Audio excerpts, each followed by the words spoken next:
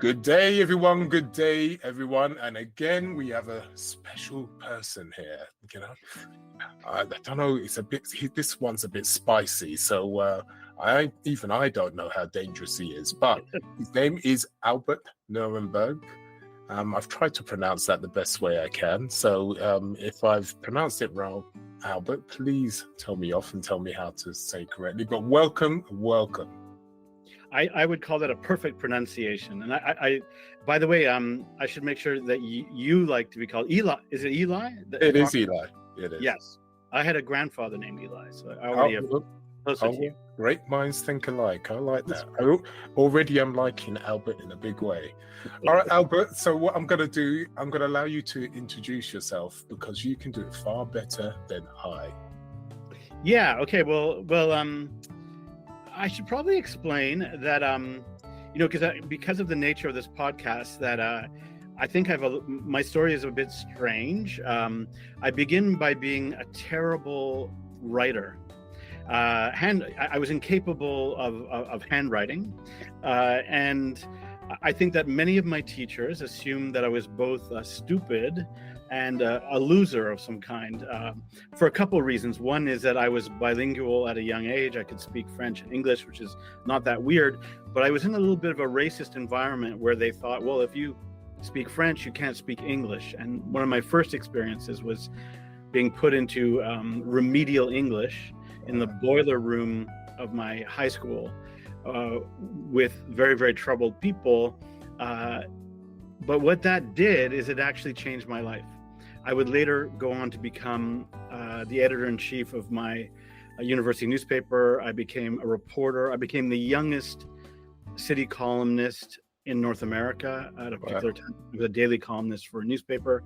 Then I became a television documentarian. I can't even pronounce my own title. And after that, I got into some really strange things. Like I became a laughologist, an expert on the nature of laughter and the promotion of laughter. And these days, I'm much more of a hypnologist, which is a hypnotist who promotes everyday hypnosis as opposed to this sort of mystical concept of sort of private hypnosis. Okay. And in the end, I become a filmmaker who has made a few, without tooting my horn too much, a few award-winning films. But the more interesting thing about the film is that they are considered to be seminal in the sense that I made the first documentary about laughter, and I made the first documentary about stupidity. So I'm bringing us full circle because I was considered an expert on stupidity from a very young age because people thought I was very stupid. Oh, okay. Yes. So you went full circle, right? And you Yes. came back and did it professionally. Yes. If you Google me, you'll see that I'm considered to be a stupidity expert. And I always say that cuts both ways. Really? Yeah. I never knew it existed, but hey, if it works, it works. Yeah. And anything beyond that? How did your journey go beyond that? So stupidity. I think the weird thing about me is that, and I think it's still very true, is that I am endeavoring to do things that people consider to be impossible. I'll give you an example. In hypnosis, I am known for something called the Hypnotic Bar. I noticed that I worked briefly in a rehab. And while I was working for only a couple of years at a rehab, almost 7 or 8 people died from overdoses. They weren't physically at the rehab; they were in and out. Then I did research and found out that more people are dying of drug and alcohol toxicity or overdoses than at any other time in human history. Mm-hmm. And as a hypnotist, I had observed that there's an old trick, and actually your compatriots here would probably be familiar with, of course, Darren Brown, the famous hypnotist, illusionist. He does an old hypnotist trick where you can hypnotize people to be drunk. Okay. Now, I can assure you, as crazy as it sounds, that this is real. When you hypnotize to be drunk, they are drunk. They feel drunk. Hold on, you're not going to tell me you can hypnotize people not to be drunk? I can do both. Wow. I can hypnotize people to be drunk, and I can hypnotize drunk people to be more sober. But if they're really drunk, Of course. forget it. But I had this idea.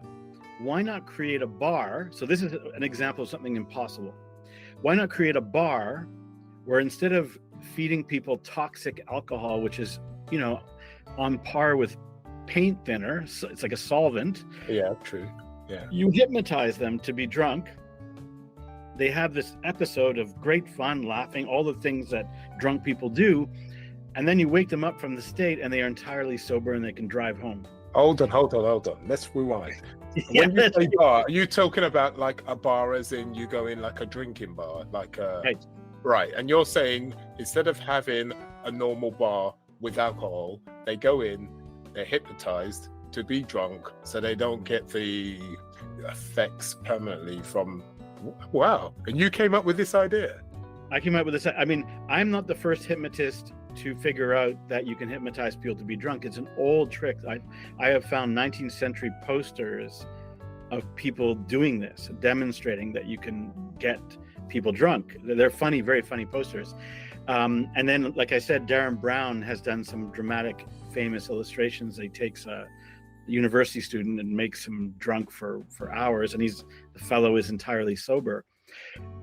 But I started thinking, what I would do as a stunt is I would challenge a well-known bar in town to bring me in. Okay. And I would take the clientele who was at that point sober, hypnotize them to be drunk, give them shots of water where they're told they're drinking tequila, and then they would get steadily drunker throughout the night. And at no time are they ever drinking actual alcohol. And so this is my theory, that most of the effects of drugs and alcohol are all in the mind, all in the mind. Can I just stop you there? Of course. I'm really interested. When you first went to the first bar and you pitched to them this idea, what was the first reaction when you said this? Well, see, I'm used to this because everywhere I've gone in life, people have often said, like I say, right back to people thinking I was a moron when I was 13, have always said that, they laugh about it. It's like, it sounds like a crazy idea. So they thought it was a stunt, that I would use some magician's technique to make people appear as if they were drunk when they were not. But I'm telling you, when we do it, and when I do this regularly now, we put people through sobriety tests. We try to get them to walk a straight line, get them to touch their own noses. They usually cannot do it. They cannot pass common sobriety tests, even though they are only hypnotized. Now, there is a little bit of a catch, is that I require good hypnotic subjects. I can't do this with anyone, I can do this. What makes them good subjects? That's a big question. But I would say about a quarter of the population are good hypnotic subjects, and there's debate. I would say it has a lot to do with schooling. So if you drop me, let's say, in rural India, okay, I would probably discover that 80-90% of the people are great hypnotic subjects because they have not been intensely schooled. Same thing in Africa, rural Africa, people are great hypnotic subjects. Put me in the cities, put me in Nairobi, suddenly people are harder to hypnotize. And I think this is because schools train us out of daydreaming. Naturally, people are daydreamers. We daydream all the time. When I shot a documentary in Africa, and I was amazed that I would often see people standing in fields staring at the sky. It was so amazing to me. I ran out and interviewed somebody who was standing in the middle of a field. I asked them what they were doing. My God. But that's a uniquely rural phenomena, this idea of you can just stand and daydream. So this is the first lesson that students are trained out of. So the average person, there's a huge correlation between the ability to daydream deeply and the ability to go into hypnotic trance. I hear you. So to answer your question, when I do the hypnotic bar, I will select the best hypnotic subjects. They will get drunk. I can't do it with 100% of the people, but I can do it with a good chunk. So is this to do with making good subjects? Is something to do with the belief system, their belief system? So from a point of view where, be it a situation where they believe heavily in the state of play when it comes to religion, or a state of play when it comes to their family life, or is there something? I know you've tried to describe the best you can making good subjects, but is it anything to do with like a belief system, or am I going in the wrong direction? There's something there. I would say that, I mean, these things are studied, and there's sort of a list of factors that will usually make someone a better hypnotic subject. So for example, the ability to visualize. So artists tend to be great hypnotic subjects. Okay. There's a certain age where people are better hypnotic subjects, probably 18 to 30. So people that are quite creative. People that are creative can often be better hypnotic subjects. But then there's also a darker side. People who experience childhood trauma tend to be better hypnotic subjects, and people who experience PTSD tend to be better hypnotic subjects. Cultures and race are factors as well, but that's probably because those things factor into trauma and other issues as well. So these are people that really have a kind of strength of visualization. Yes. So, like you're saying, trauma, dealing with the past, flashbacks. They get a lot of flashbacks, visualization again, or creative people again, very good artists, be that musicians, whatever, visualization. They all use a form of visualization. Would that be correct? That'd be correct, and those people are arguably using self-hypnosis. Yeah. And we love our artists who are able to create powerful, vivid, in a sense, dreamlike artistic expressions, either in song, in film, or in writing. And so I do think there's a correlation between talent often and hypnosis, the ability to hypnotize. But I think there's a kind of this is where people get confused, because there's a social bias where people perceive hypnotizability. They often connect it to either gullibility or the idea of weak-mindedness. Somehow a hypnotizable person is very weak-minded. That we sort of think, oh, if you're hypnotizable, you're not so smart and not so talented. That is false. The strongest minded people, because hypnosis is a voluntary state, meaning I might say that again. Sorry. Form of trust. Yeah. So if you were to do hypnosis, you're like, okay, at this moment, I'm agreeing to attempt hypnosis. So I let my guard down and I enter into the process. So I'll give you like a really clear example. One of the best hypnotic subjects in the world is Mike Tyson. Mike Tyson, there's amazing video. Mike Tyson was probably hypnotized before every fight, which could have been a little terrifying if you were his opponent, because I think the hypnosis was, well, he would often talk about how he was hypnotized to feel that he was a giant among men, often because he was facing opponents that were taller than him, and that also that he was that he possessed immense power, which apparently he did. But he's a fabulous hypnotic subject, and he's also very proud. He's very proud of the fact that he used hypnosis to achieve victory. I don't know why this is not better known, but I mean, it's not like he doesn't hide it. Wow. It's just people don't talk about it too much. And it's true, we do resemble, hypnosis with weak-minded people. It is a thing that people do think in general. So for you to bring up that information to do with Mike Tyson is really flipping it on its head. Not just Mike Tyson, but I would say some of the great, I mean, I don't know if we'd consider Mike Tyson to be a great intellectual, but also there are some great intellectuals who are also very hypnotizable. There is no hypnotizability is, like I said, it's like more a question of like, are you good at badminton? That doesn't mean that it reflects in any way on the rest of your life. Yeah. If you're good at going into trance, you're good at going into trance. It does not mean you're stupid or even gullible. In that state, though, while you are hypnotized, because one of the characteristics of a hypnotized person is a high state of suggestibility. At that moment, they are more gullible or credulous, as you might say. But that doesn't mean that generally they are that way. Well, it's quite fascinating. Now, let's go back a bit. So we've got the hypnosis with the bar. That's quite unusual, quite shocking.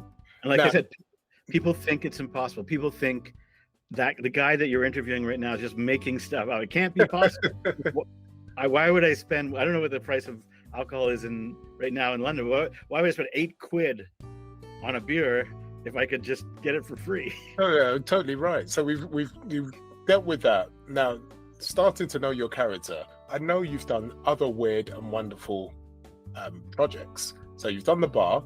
What other projects have you done when it comes to hypnosis?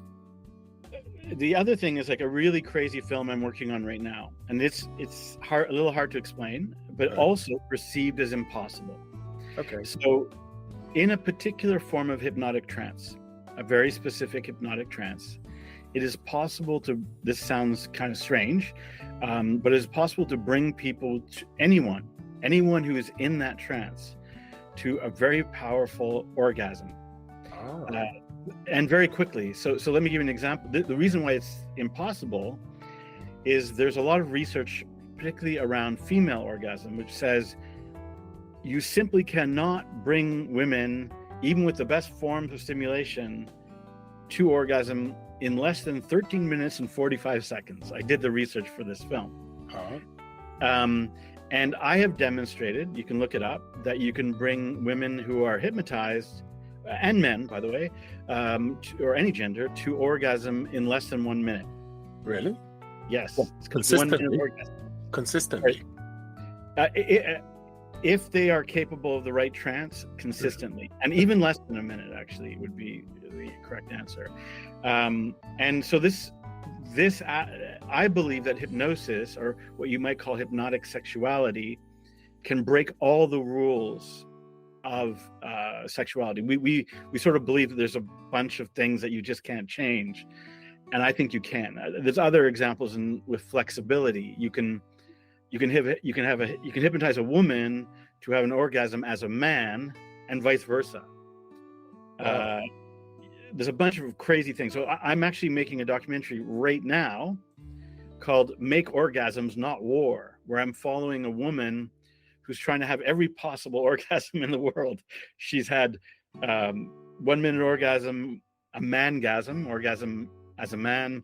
She's had a laughgasm where she laughs her way to orgasm.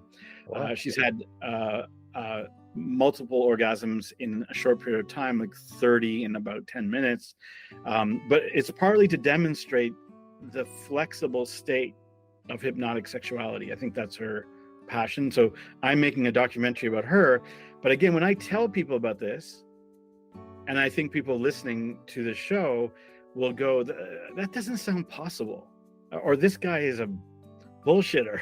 But I assure you that it is true. Okay, let's go with that. How does that work? So for her to have these multiple type of orgasms, is it a situation you have to be there to do that, or have you taught her to do it herself, or what's the process for that? There's a few answers to that question. So so anybody who can achieve this trance can likely do it, and the trance is not that rare. It's not that hard to do, but it is a deeper trance. The answer is that she can, at first, I would do it over, she went to a workshop I did online on Zoom, and she had a huge orgasm and thought, oh, I have to know more. That's how it started. Then I've worked with, because of the film, I've worked with her in person, but then she developed her own technique where she can actually give herself, but I think just like in life, it is often better to have other people provide you with orgasms than to just do it yourself. It is similar that I think she prefers when other people would hypnotize her to orgasm rather than doing it herself. But yes, she can do it herself. And I think arguably a lot of people can, though they don't know it. Okay, so how did this project come about? So one day you decided, right, I'm going to do this. What happened for that to take effect? That That's a crazy, the typical listeners. I'm starting to understand this. This guy is absolutely fortified Crazy. and nutty. So this is why I'm Oh, asking these crazy questions. Like, how do you actually think of getting to the stage to do these types of how can I say, hypnosis orgasm? So what happened when you said the aha moment? What happened? That's a really good question. There was a bit of an evolution, but the best explanation is that if you were to go to Las Vegas, let's say this is maybe more like 10 years ago, it was not uncommon that so you can go to these late night stage hypnosis shows. And I mentioned Las Vegas simply because there's a lot of stage hypnosis there. Often at the end of the show, as a sort of final stunt, the hypnotist would say, when I count down to 10, everyone on stage will have a huge orgasm. Now, I attended one of these shows, and I was like, I knew it was possible because hypnotists observe that sometimes these things happen by accident. They're often with female hypnotists will have male clients observe that they develop, this sounds weird, erections, but involuntarily. They weren't even thinking necessarily sexual thoughts. Okay. So I'll give you a deeper explanation because this is really closer to the truth. Please.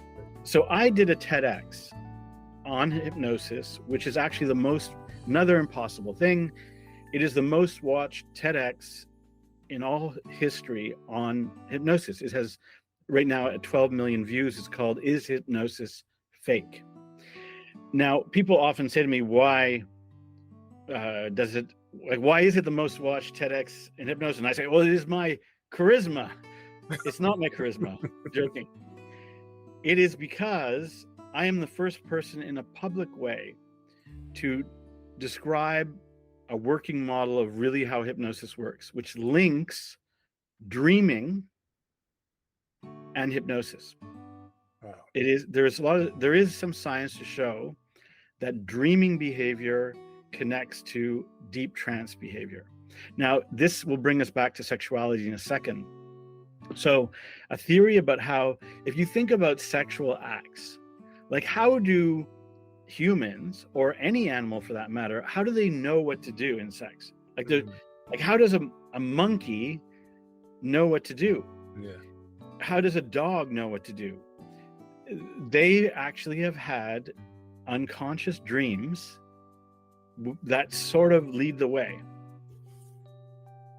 So, and similarly, human beings have, and this is just like a lesser known or lesser not well talked about aspect of human behavior.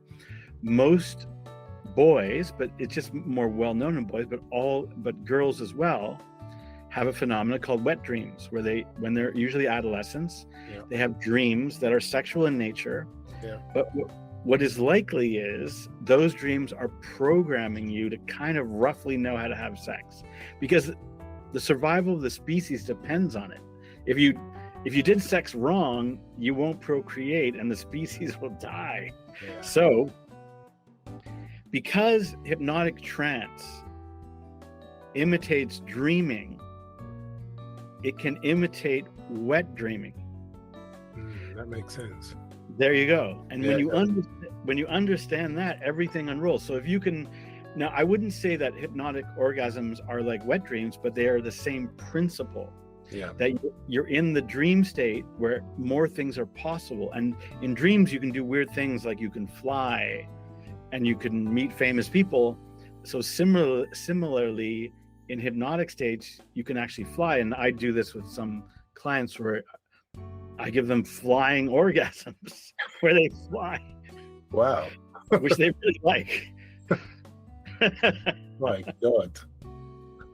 Absolutely crazy. So this is how you've going through these stages and doing this TEDx, and you thought, right, maybe I should do a documentary and do it in a different way. Hence, that's what you're doing now. There's also part of what motivated me is that there's a dilemma. Part of the dilemma is that there are people, like, for example, there's a phenomenon you may be familiar with called the pickup PUAs, pickup artists. It's a bigger thing, I think, in America than probably in Europe, but this is where men are trained in high-priced workshops to pick up women in bars. And sometimes they use hypnotic techniques because they believe that it will raise their rate of success.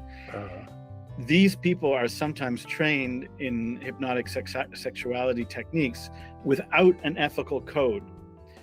I'll give you an example. If you could meet somebody and you could give them 37 orgasms where you tell them you're going to associate me with orgasms, and that would be a way to manipulate somebody.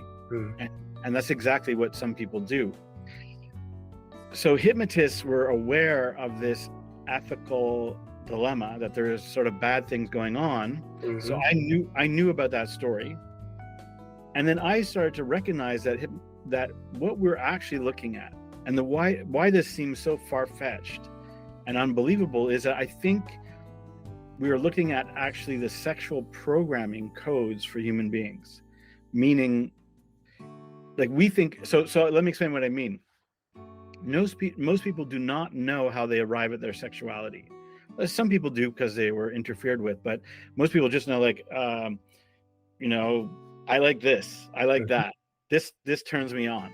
They don't know why. And I had a weird experience. So this is, I know I've been going on, but this will wrap it up. When I was a reporter, there was a crazy story that happened in Montreal, in a suburb of Montreal, where an owl, a very large owl, was attacking women. And when a big owl attacks people, it's dangerous because owls are powerful. This owl would come screeching out of the sky and rip up women's scalps. Wow. Anyways, the story goes, they brought in an ornithologist, and I was like reporting on it, so I remembered the story. An expert in owls, and the owl expert explained it very simply, and he said, birds imprint sexually very quickly. There's a little window, 10 or 15 seconds apparently. They're having a particular experience, and that sets their sexual destiny for life. So likely what happened is this owl fell out of its nest when it was young. A woman, and the weird thing about the story is that the owl only attacked brunettes. It didn't attack blondes. Really? They figured that out somehow. So the explanation was the owl was likely rescued by a woman with dark hair, brown hair. For the rest of its life, the owl is trying to mate with the top of women's heads. Okay. Who have brown hair. And I talk about a maladaptive sexuality. But I started to ask sexuality experts, if birds imprint in these sort of sudden moments, how do humans imprint? And I realized that they don't know, that this is not well understood. And it may be something similar, meaning as you go through life, you have a moment or a series of moments that create your sexual desire or your sexual pattern for life. You have no say in the matter. You just negotiate or wrestle with it the rest of your life. And I started thinking, wait a second, in hypnosis, we know how to change that.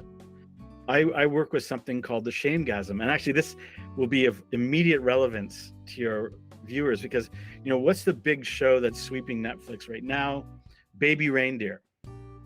Okay, wow. So this is, cover your ears if you haven't seen the show or you haven't got through the show, but I think it's the 5th or 6th episode. The main character has a shamegasm. He has an orgasm about a woman that he hates, while he also has a woman that he loves. And he cannot understand why shame would drive him to orgasm. This is interesting. Yes. So I started interviewing a bunch of my clients, and I found out, I think 95%, I'm generalizing, but 95% of my male clients all had some form of shamegasm, meaning shame was a critical component of their orgasm.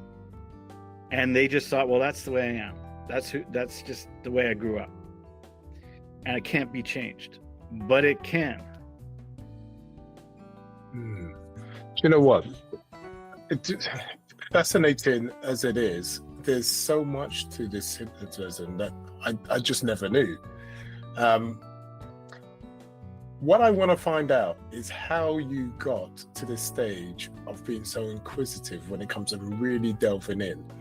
And now, obviously, you said at the beginning, to do with your childhood, it was a situation where you went through quite a lot of hard things going through your childhood. You was a certain way, and you was focused on being a certain way. And we spoke about this just at the before the podcast. So let's go back, because I'm trying to delve in how you're so inquisitive. Where did this all start? This inquisitivity, when you was, and let's start with that, and then we can go with the flow, because I want to find out about you, and because I know you believe you have certain neurodivergence to yourself. So let's talk about that. Let's delve in a bit more. So let's go way back. And let's start. I should just explain that I think for me, trouble started in high school, as I mentioned, partly because I was bilingual. It sounds strange, but and I also think I was maybe intellectually awkward. I've seen pictures of myself when I was a kid, and I was just like, it looked like I was constantly thinking, I was a playful kid and I played sports, but I think even during sports, I'm there like, analyzing what's going on.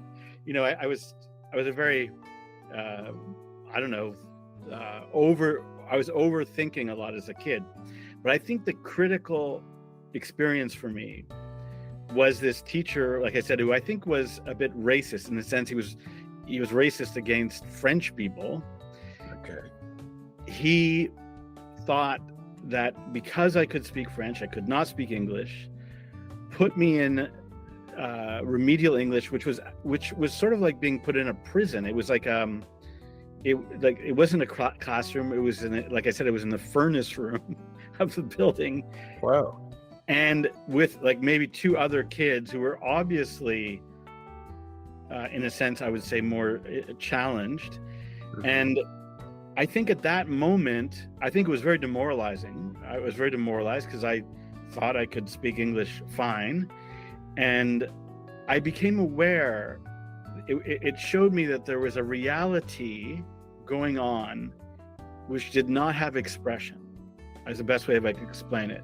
And that has followed me throughout my life, where same thing with hypnosis. When I did the TEDx, I was like, other people study hypnosis, but I went into it and I was like, there's something the public does not know that they should know. And I've done that throughout. When I made a documentary about stupidity, same thing. There's something that the public doesn't know about stupidity that they should know. I made a documentary about laughter.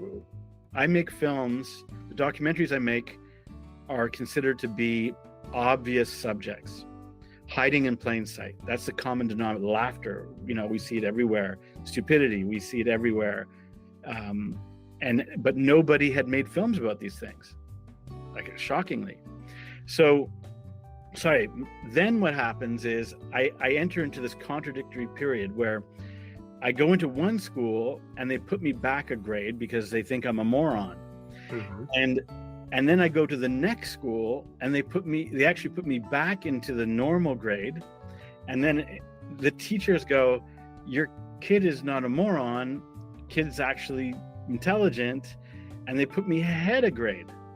Can I just stop you there just for a second? You said that, you've been put back because of you're a moron.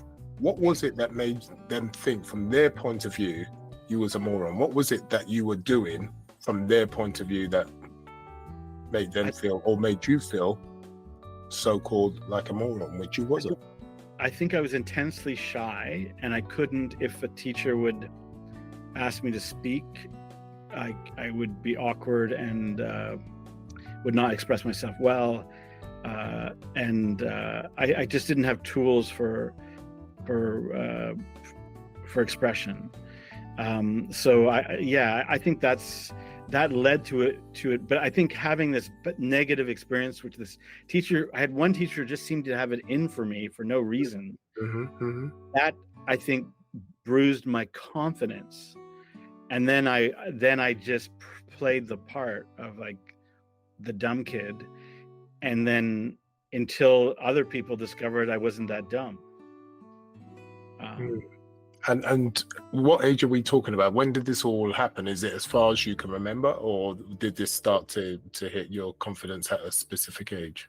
More than 12 or 13. I think before that I've had some of my awkwardness is like I just have weird weaknesses in that. For example, I have terrible handwriting no matter what I do.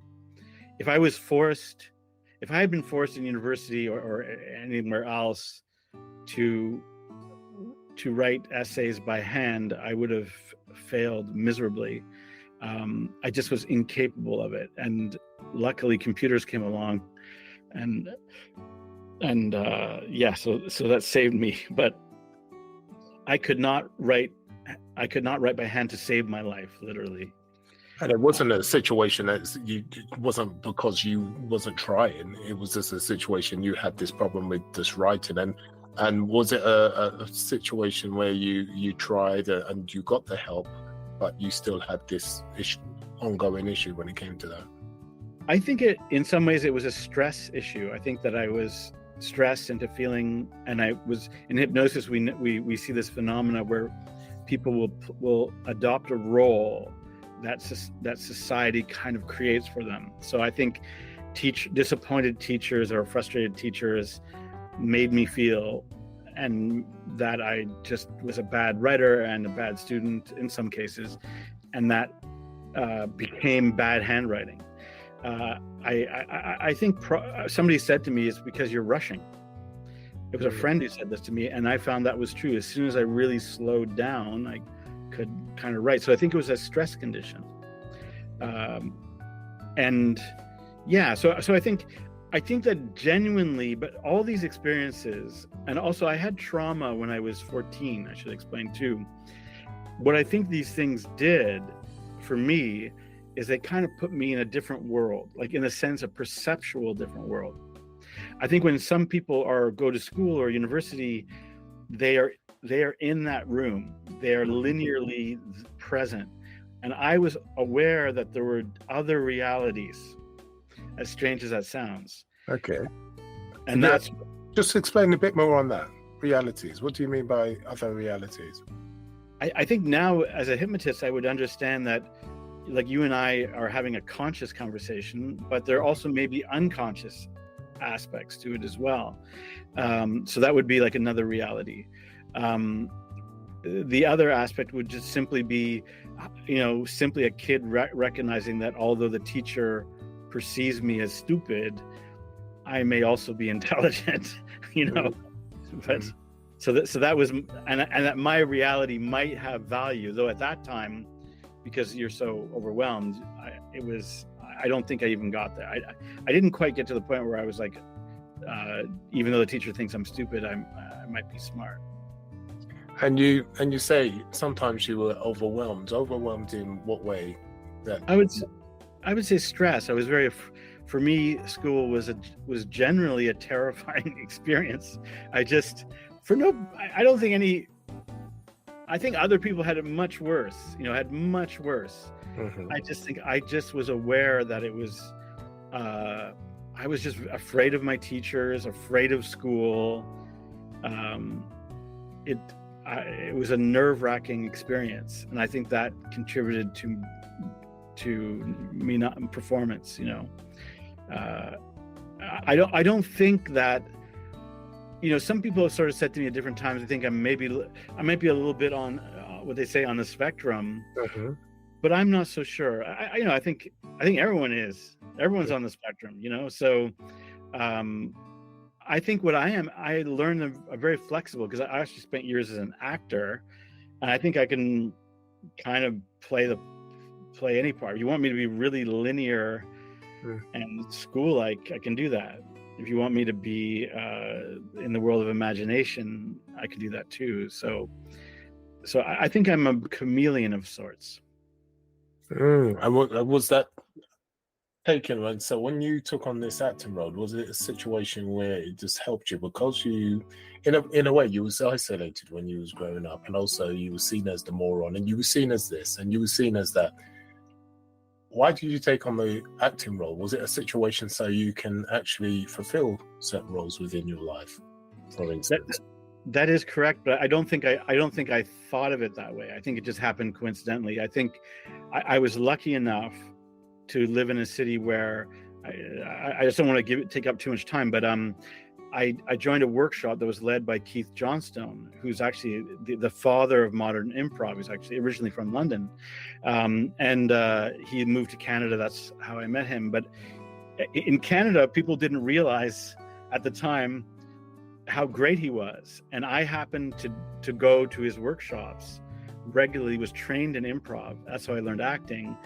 And because other people were like, what's the big deal? They didn't hang around. So it was often just me and Keith Johnstone at the workshop. And so he really took me under his wing and trained me well. That was my first sort of acting. And then I started to realize improv gave you all these choices. Okay. And that led to some real changes in my life. I could play more confident people. People often ask me, why are you so confident you can make a feature documentary about stupidity? Well, it's partly, the idea of the role. I can play the role of somebody who's confident enough to make that film. And so that was one of the things that acting taught me. And then the other is, I mean, acting has helped me understand hypnosis because in a weird way, there's some connections. I won't go into it because unless you want me to, it takes a long time to explain. But I think I made a whole documentary about acting called You Are What You Act. And it's funny. Remember, I said everything I've done is impossible. When I pitched it, people said, so the film is about the idea that the poses we hold. Okay.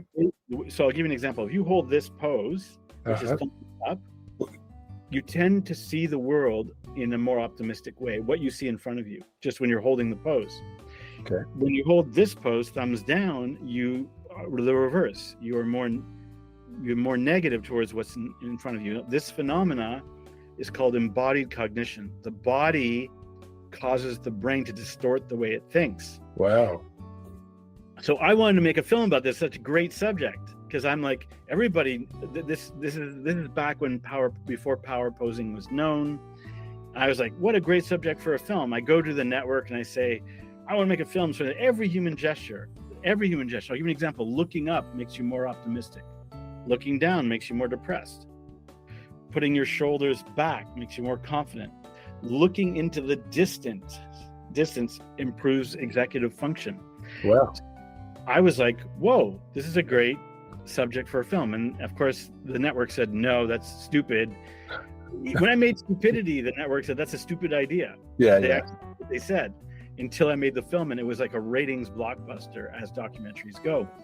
Anyways, to make a long story short, when I made So You Are What You Act, this is how I got it commissioned. I was like, oh, I got to find a better example of the phenomena. I'm reading the newspaper one day, and I read an article about Tom Cruise, actually also, I don't know, a lot of this relates to London, UK. Tom Cruise was visiting London. He was shooting a film in London. And I guess, I can't remember the neighborhood he was in, but he was somewhere in London, and he was leaving either a restaurant. I think he was leaving a restaurant or he was leaving a building, and he heard a woman scream. That woman was being mugged by two men.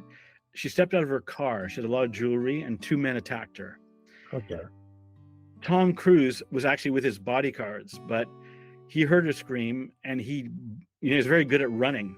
Tom Cruise, he ran, and as he ran towards the muggers, they saw Tom Cruise running towards them, and they ran away.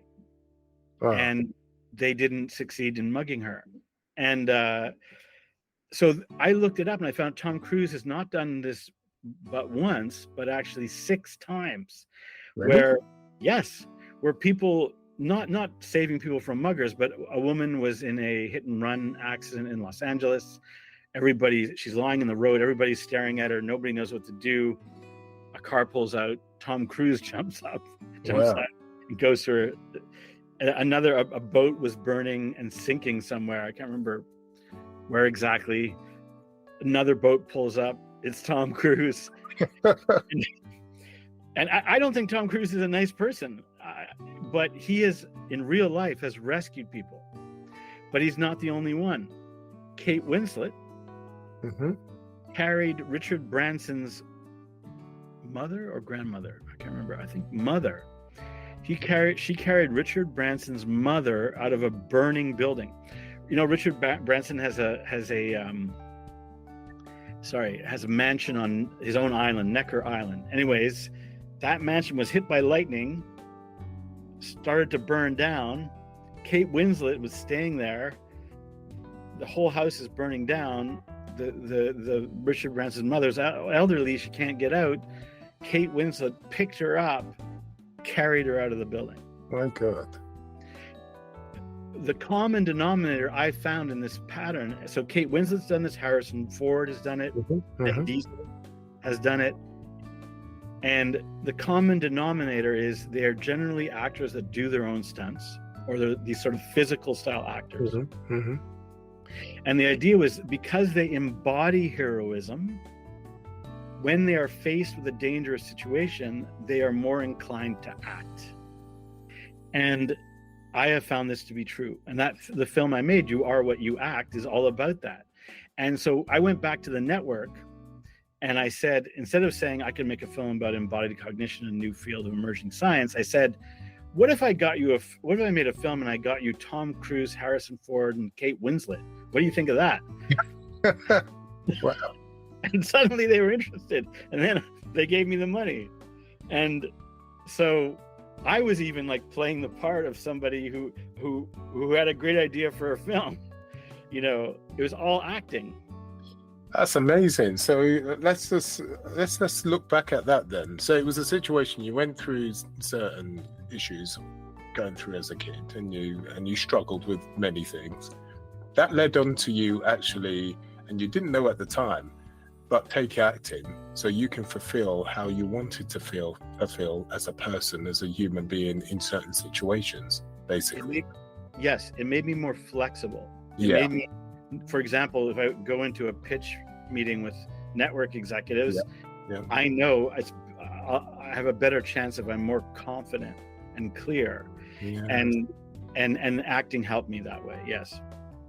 I see that, because there's a lot of people that struggle, and we all struggle with certain things. I mean, some people struggle, in a meeting, just meeting a new partner, etc. But I can see how acting can help from a point of view, because you're in so-called somebody else's shoes.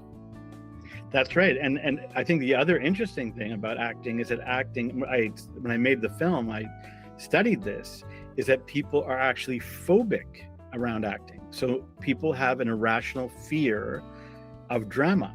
You would think acting is such I found it amazing. To be trained in acting is an advantage across the board. I mean, all these people, Richard Gadd is an actor. Russell Brand is an actor. People that are at the top of, I think Tony Blair probably did some acting too. People at the top of persuasion and influence usually have acting training, because it's an advantage. Of course it is. But so why doesn't everybody do it? Usually one explanation is it's taught badly in high school. It's taught so badly that people, they don't want to do Shakespeare and they don't enjoy it. But actually there's a deeper reason, which is interesting, more profound. It's not, we can't blame it all on high school teachers. It probably can be explained by the theory of mind. So the theory of mind, as you may know, is a theory that children until the age of 6 do not have minds, in a way. So until children are about 5 or 6, they are not aware of other people's minds. That's the best way of explaining it. Okay. And that they could be judged. So for example, when I'm 5, I don't care what other people think. Basically, I'm care that they're big and they could hurt me, but I'm not afraid of their judgment. Suddenly around 5 or 6, I develop a mind, and I can see that other people are judging or perceiving me. I see. And for most kids, that delicate time becomes negative. And when I looked at a really interesting pattern, which I think you might find, I'm hoping you'll find fascinating. So these heroic actors, Tom Cruise, Harrison Ford, Ryan Gosling is another example, who also rescued somebody. But I found out that there was a pattern in their lives, particularly in the men. And that pattern was, so Tom Cruise is the only boy in a family either of 4 or 5 kids, and all the other kids are sisters. Okay. And when Tom Cruise tells the story of why he became an actor, he said, well, I had these sisters and they would encourage me to perform. And I think he had a supportive audience at this critical stage. So when Tom Cruise is 5 or 6, that's true. The rest of us face the judge. We feel the minds of others negatively judging us. Yeah. But Ryan Gosling, 3 sisters. So these guys, they had supportive sisters. And we know probably young girls are going to be more supportive than young boys. Like, I have a friend who grew up with 7 brothers, and he said all he remembers was being beaten up relentlessly. Experience. No, it's true. I've had conversations in the past with people before, talking about as we grew up as kids, especially when it comes in when we talk about disciplining our kids in such a way. I was always taught, if you don't do certain things by the age of 7, then you're going to have problems beyond that age. And I've spoken not only with family with that regard, but outside of the family, and this is said round about the age of 7 is when things take a setting. Does that make sense? Yes, and I think that's, again, theory of mind. Before that, kids do not know, they don't understand the idea of minds. They don't understand, like, I'm over here thinking and you're over there thinking, and you can see me and judge me. They're just in a weird movie of their own making until then. And so that's what theory of mind really matters, in my opinion, and it explains a lot.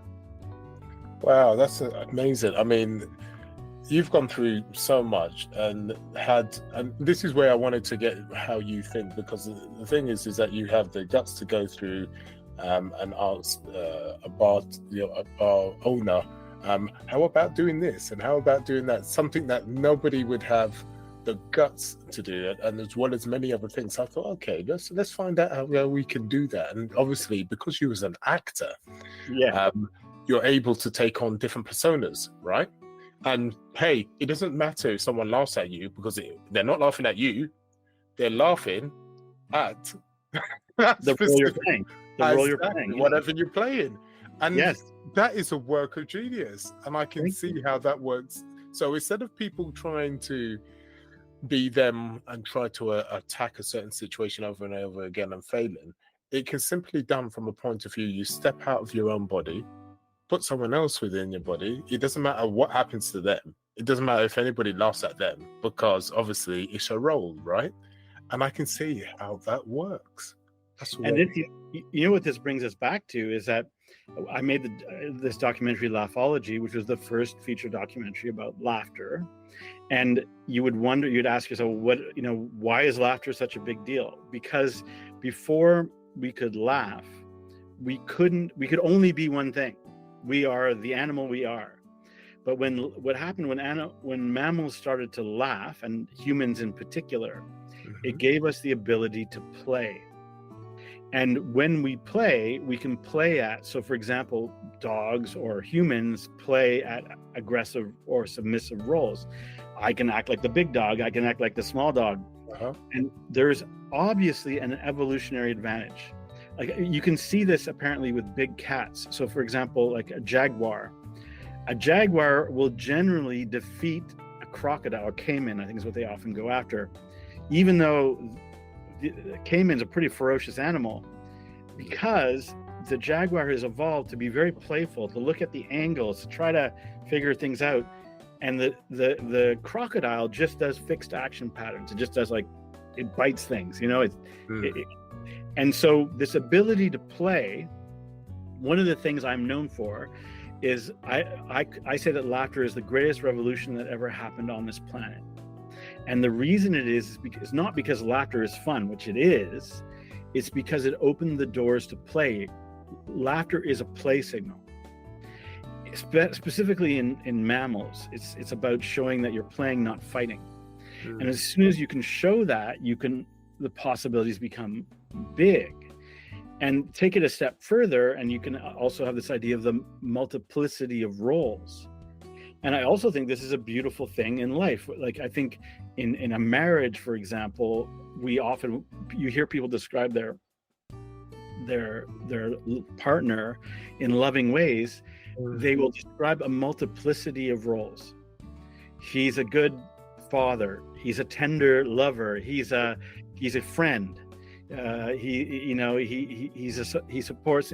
But these are ultimately different roles. And so again, the fact that we are phobic around theater, I think, is unfortunate. And that people should stop being that way. They should be more willing to take, like, if you take an improv course, a good one, it is empowering. Everybody should learn improv. It should be in schools. In fact, it is in some places. It is in schools, but it should be in every school. Oh no, I totally right. I mean, I see the power in that, and it could help me in certain situations because I have a fear of certain situations. Like, for instance, and the listeners don't know this, I'm very good in groups, very good one-to-one, very confident. I can handle conversation and bring positive situations out of it. But standing on a stage is another thing altogether. Knees are like jelly, blah, blah, blah, blah, blah, and my voice. And but I tell you what, Can I tell you why? Because you'll find it interesting. Yeah, go on. You go. Tell me. As a hypnotist, I deal with this all the time, stage fright. And the explanation is was both simple and fascinating. The explanation is that it is rare for any mammal or any animal for that matter to experience. So when would you experience being tracked by the eyes of other animals? So when you go on stage, suddenly you can feel the eyes of other animals all at the same time. So when would you experience that on the savannah? It would be only if you are being hunted. So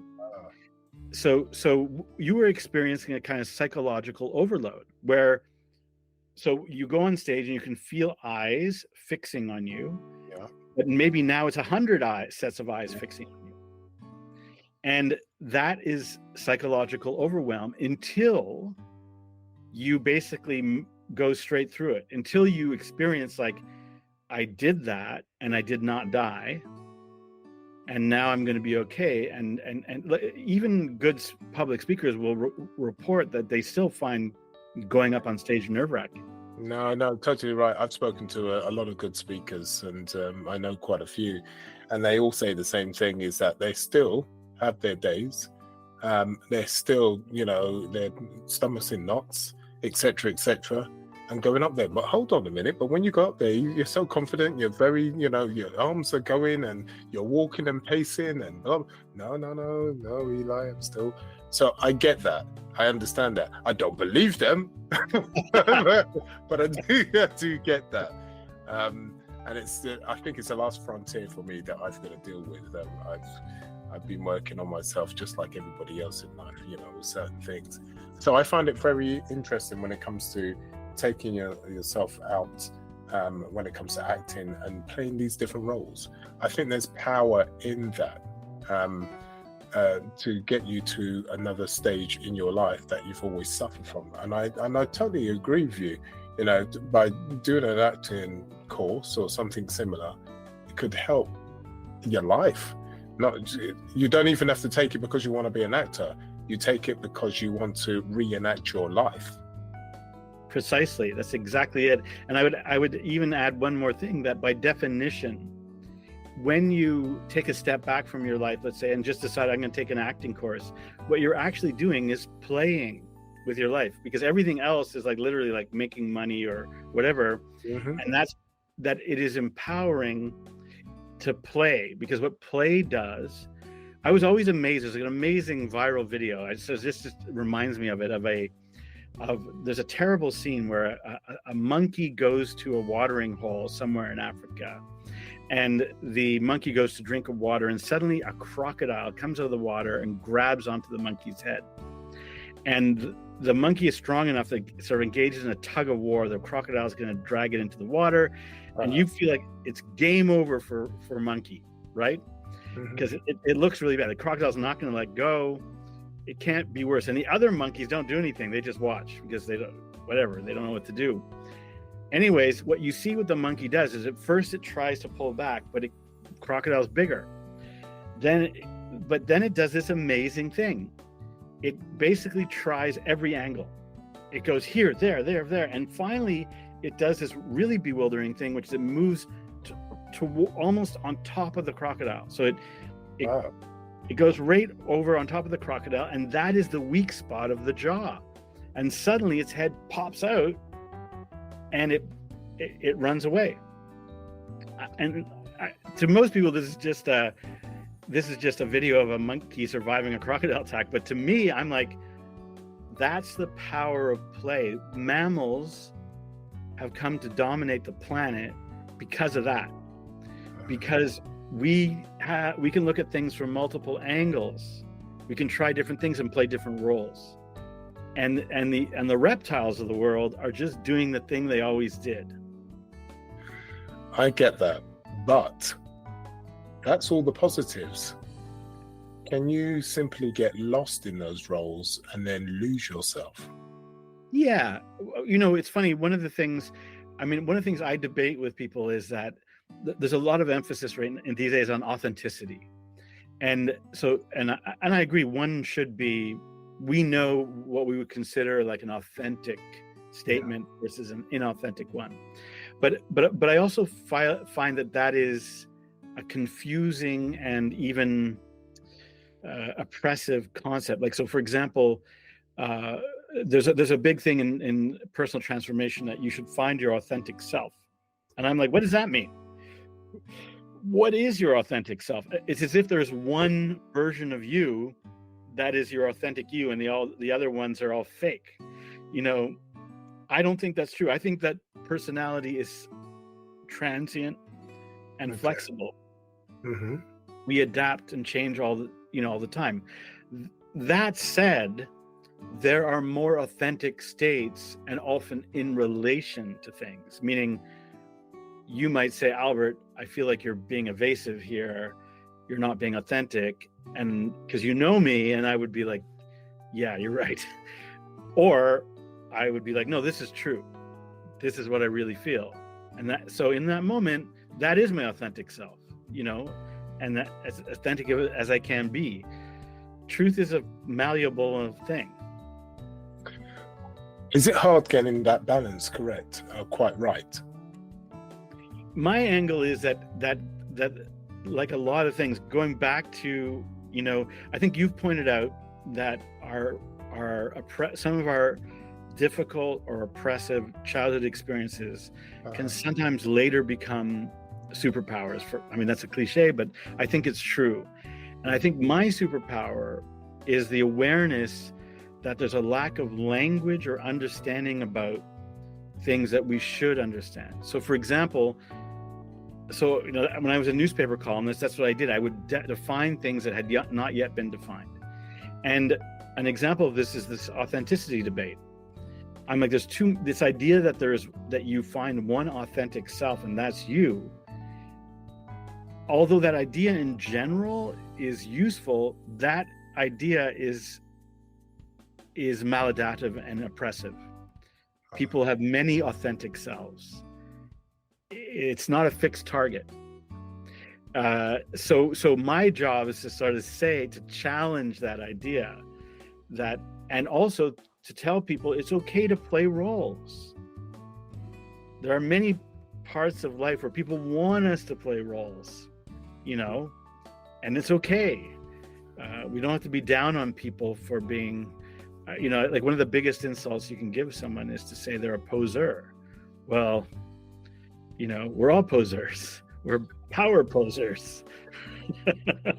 Oh God, don't say that. That just brings back memories from my youth. I had Yeah. a friend. I had a friend who was a bit of a poser, Yes. and they used to, when I used to walk past a window shop, and he used to look at himself in the reflection of the shop and whatever, and that affected me because I thought, oh God, he looks like such a prat. I don't want to look like him. So when I grew up, I always, in the heat of the summer, sometimes it was in the mid-30s, I never wore tops that showed my body, muscles, anything like that. And people used to say, oh, you know, you've got a good body, why don't you?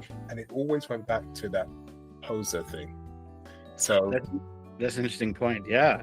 Well, I'm guessing what you were probably objecting to is more narcissism then. yes, exactly. Yeah. I think, no, you know what, now you've said that, you're right. I never thought of it that way. I think you're correct.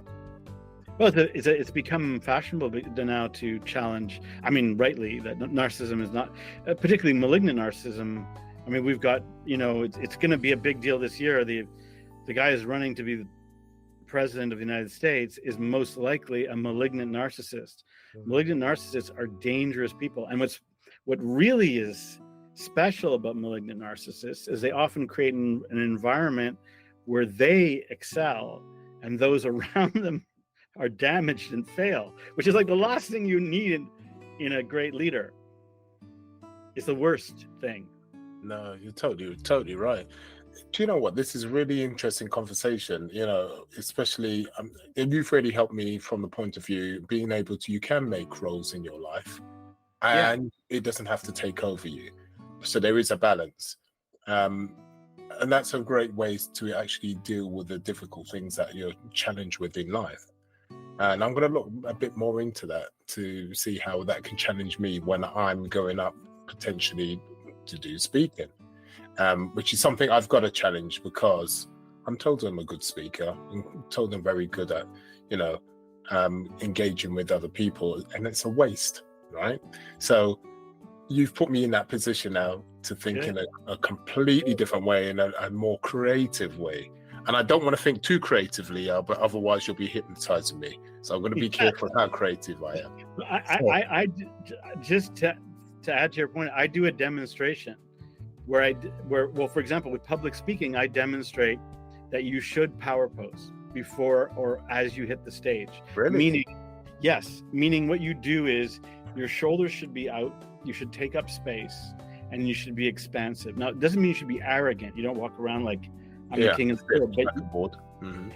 Because I've done tests where if you do the reverse, like if you just look down and you act very humble and you start mumbling into the microphone, people will, I've tested this, people will look at their phones. They will start looking at their phones. And I do it as a game because I start doing it and I say, just about right now, you're going to start looking at your phone. And then I look up and like half the audience is looking at their phones. And I get busted. And then I show that if you came out powerfully, they would not look at their phones. And the explanation is simple. We have expectations at particular times. So when somebody is up on stage as a public speaker, we expect them to command, we don't necessarily want them to be arrogant, but we expect them to command a certain amount of power. Definitely. So it is okay to power pose in those moments. I mean, again, it's good if it comes naturally out of you, that you find your confident positions, and then what happens? People pay more attention. It's weird. I can make the same speech. If I make the speech like this, or I make the speech like this, same speech, and it's easier for people to listen to me if I'm in a powerful pose. Listeners, when he was speaking then, when he says like this, looking down and looking up, so there's a big difference between the physical way that you are when you're posing. So it's very important with eye contact and also, Albert, all these things. The way you're standing, I suppose upright is another positive, Albert, is that correct? That's right. Basically the rule, like animals on this planet, when they express confidence, I'm talking about almost all animals, take up more space. So, and it can be faked, meaning you could be a small person, But if your fingers are out and your shoulders are out, you are acting like you're taking up space. Okay. So it's not so much that you have to take up the space, you just have to act like it. Yes. And so and also when I look, so if I look at the floor and I'm making a speech, I'm not taking up a lot of space. If I look towards the back of the hall confidently, I appear to be taking up more space. So that's one of the rules. There's a number of them, but that. So basically, your emotional content and your physical content, one and the same, is, as you said, when your eyes are looking beyond, that shows confidence and distance and whatever. And then obviously, even your hands, very important. Literally, like, look at this. If I made a speech and my fingers were like this, like, hi, everybody, it doesn't matter how confident I speak. Yeah, very closed. Yeah, as opposed to this. Huge Very difference. open. Yeah, and it doesn't, and again, it's not, like you said, you might say I'm open as in emotionally open, but what really this is confidence. I'm like, I'm here. Mm-hmm. So that's the weird thing about it. It's like these things they're often misunderstood. I was blown away when I did the research on this film. Another crazy thing was the angle at which you look at people changes your perception of them. I mean, In what way? If you look at somebody from below, Right. you are more likely to think that they are smarter and more powerful. You know, if you look at somebody from above, your opinion changes, and they're the same person.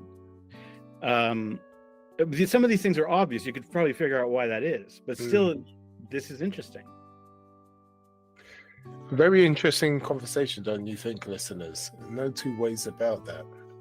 So, your latest project at the moment is about to come to fruition when?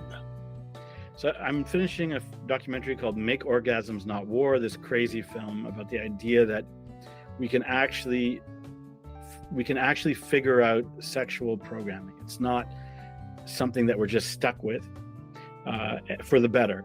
And the reason it's called Make Orgasms Not War is there's a bunch of research showing that cultures and societies that are deeply sexually frustrated tend to be more warlike, more violent. And if people, just think about it, if people were having more orgasms, they'd probably be nicer and less inclined to hurt people.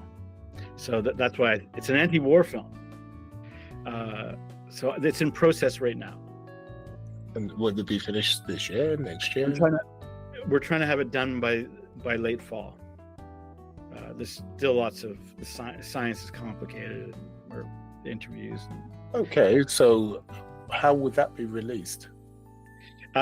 We're actually deliberately going to try to. It'll probably play festivals, but we're going to make it available online because we feel like it's something that would be most interesting to the online audience, so to speak. So I mean, you can find bits of it. We have trailers and clips online already. You can look up the 1 minute orgasm; it's there. But I think you're going to have no problem finding it on the internet when it finally comes out. I can imagine it's going to be all the rage. I think, especially when you're behind it, Albert. Right. It's never going to be a flop. It's always going to be a talking point, isn't it? It won't be thumbs down. It'll be pure thumbs up, without a doubt, because you know, you do what you think is best and what you think is right, and it's always something different from anybody else. And that's what makes you, any project you undertake, actually. And that's the great thing, actually, is how we evolve as people. Even though we've gone through certain issues as we were growing up, and it was hard and harsh, that's how they brought us to do great things, because of those hard and harsh situations. So as much as it's not nice at the time, it's those experiences that have brought us to do great things. Great could be mean something within the family, or great could be meaning something within the world. It's irrelevant. The point is that we are most creative when we go through certain harsh situations, would you say? I think you're dead right. And I'll give you a clean example, is that me being considered a moron. I mean that literally, that like in America, the word moron is very common. And when I made the film Stupidity, one of the breakthrough aspects of the film is I found the source, the very bizarre source of the word moron. I think people think that these words like moron or idiot or imbecile are like ancient terms. Some of them are, but they actually all emanate from the IQ test. The guy who invented the word moron actually was well-meaning. So basically the original IQ test had the lowest point. So if you were the lowest score you could get was idiot, which basically meant you had the intellectual capacities of somebody, I think, between 0 and 2 years old. So that was an idiot. A little bit more from there, maybe 2 to 4, or a little bit older. I'm not sure I got the ages right. Was the imbecile? Okay. The imbecile smarter than an idiot. So this guy who is I think a psychologist in New Jersey said that not everybody, and he was dealing often with a population of people that were intellectually challenged. He said, not all these people are idiots or imbeciles. Some of them are something else. They're a little more intelligent. And so he invented this word moron. Interesting. And he meant it as a kind of compliment, that they're not as bad as imbeciles. But then this was integrated into the test that when people arrived, vast amounts of immigrants arrived at Ellis Island in New York City, they would be given this test. And one of the questions was, I think was given to the inspectors, is this person an idiot, imbecile, or a moron? Because then they could be turned back. If they were a moron, they could be turned back. So the twist is, these words that were meant as scientific terms originally entered the language as the worst insults. They were originally scientific, or allegedly scientific based. Yeah, an imbecile was not an insult. It was just, that's your intellectual level. And same with moron. But then moron. So anyways, when I made Stupidity, I was considered a moron at certain points in my life, just by some people. The weird twist is later in life, I became the guy who explained the history of the word moron. And it's strange meaning, because there's a town called Vineland, New Jersey, where the guy who invented moron is from, and the word comes from this one town. Wow. I went to the town and I asked people, how do you feel about the fact that your town invented the word moron? People said all different things, but somebody said, we should have a parade. A day called Moron. Moron Day. That's what the guy was in the film. What a classic, Moron Day. That is so interesting. Well, Albert, I think what we'll do is wrap it up, because I can stay here for hours talking with you. Yeah, me too. Likewise. So it was a beautiful time, and thank you. We've delved into so many different things. They seem like disparate topics, but there are some unifying. I hope there's some unifying themes. There are reasons why we spoke about them, without doubt. How can people get hold of you if they need to speak to you about more about morons? About morons, yeah, exactly. Because as you're the master of that. So right. How can they contact you? If they're interested in the documentaries, the one that is fully online and it is free is Laughology. And actually, Laughology is free online about laughter, and the one about embodied cognition, You Are What You Act, are actually on. You can probably find them on YouTube. On purpose, we put them out free. Mm-hmm. You can pay for them too if you want, but you can also find them free. But then, if you want to talk to me as a hypnotist, I am hypnologist, hypnologist.net, hypnologist.net. And if you want to talk to me about laughter stuff, I am laughologist.info. Those are my two websites I use the most. So I'm there. And listeners, I'll have all the information down below. So if you have a look at the description, you'll see all the information, so you can contact him. And he's definitely the person. If you want to be a moron, he's the man. Or noble morons. Yeah. Yes. We can be morons all together, so that will be interesting. Moron day. It can't, yeah, exactly. Who knows? We may go to moron week. Yeah, moron week. That'll be a What do party. you say in America? In America, every day is moron day. Well, Albert, look, listen, thank you for having your time and coming on with me. I know it wasn't, it was a last minute thing. We only spoke, a couple of days ago. So I appreciate your time and give me, I really appreciate that. And I hope another time we can speak again, and just especially when that film comes out, and we can talk in depth about that. If you want to talk about the film, we'll be that for sure. Absolutely. Beautiful. All right. And with that said, everybody, I hope you have a beautiful week, and sayonara.